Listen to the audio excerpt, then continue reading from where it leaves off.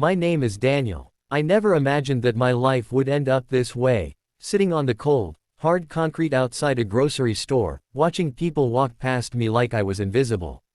Every morning, I came to the same spot, wearing the same torn jacket, holding the same cardboard sign, nursing the same quiet hope that someone might actually see me, really see me.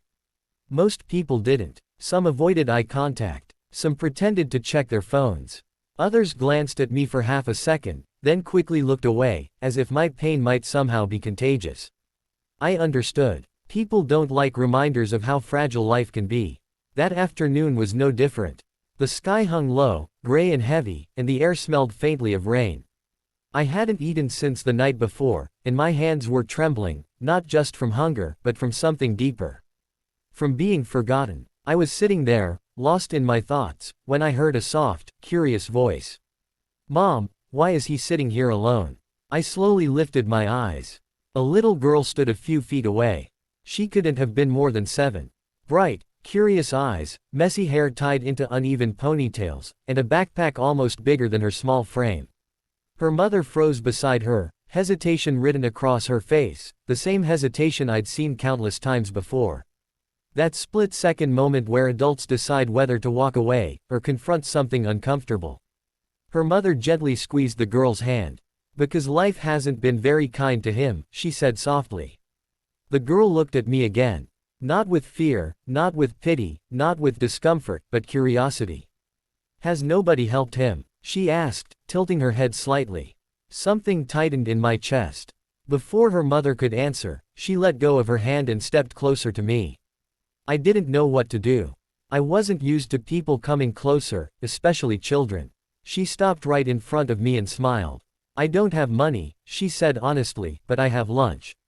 She opened her backpack and pulled out a peanut butter sandwich and a small juice box. She placed them gently on the ground beside me, like they were treasures.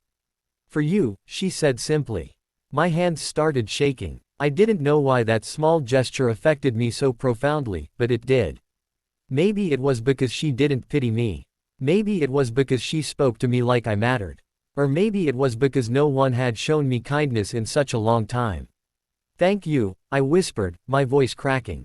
"You don't know what this means."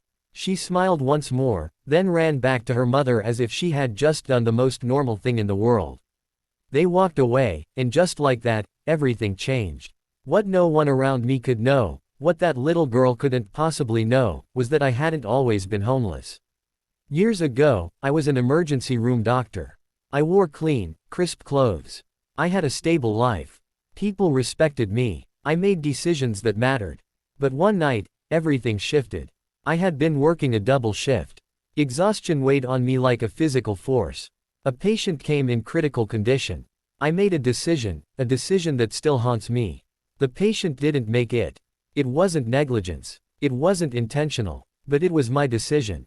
The guilt consumed me. It gnawed at every corner of my mind. Sleep became impossible. Food became tasteless. I couldn't forgive myself. I quit my job. I pushed my family away. I told myself the world would be better without me. Slowly, everything disappeared. My home, my savings, my sense of identity. Until all that remained was me, sitting on a cold sidewalk, invisible. That little girl didn't know any of this. She didn't know she was talking to a man who had lost everything, not just physically, but emotionally. But her kindness did something powerful. It reminded me that I was still human. That I still mattered. That the world, however cruel, could still have moments of grace. That night, I didn't sleep on the street. I walked into a shelter. It was the first time in years I asked for help. Weeks turned into months, and the process of healing wasn't easy. Recovery never is. Every step forward felt like wading through quicksand. But every time I felt like giving up, I remembered the small hand placing a sandwich beside me. Months later, I found myself volunteering at a free clinic. I didn't wear a doctor's coat. I didn't make life or death decisions anymore. I just helped, quietly, humbly, without expectation of recognition.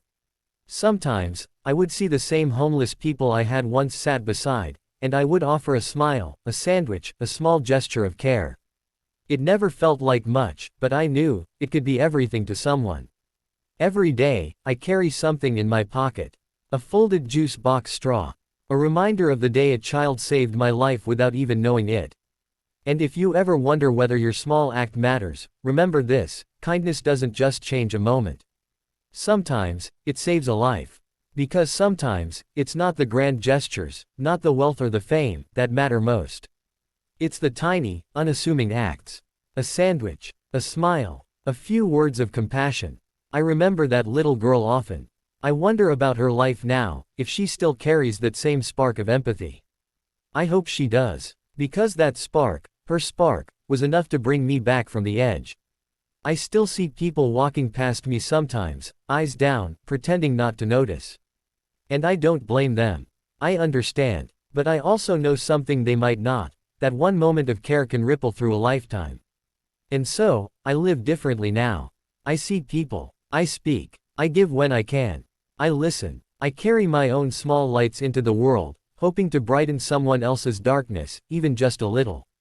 It's not always easy. Some days, the past whispers too loudly. Some nights, I still hear the echoes of regret. But I also hear a voice, a small, confident voice, asking a question that changed everything: has nobody helped him? Because of that question, my story didn't end on the sidewalk that day. It began again. My name is Daniel, and I'm still here, because someone cared.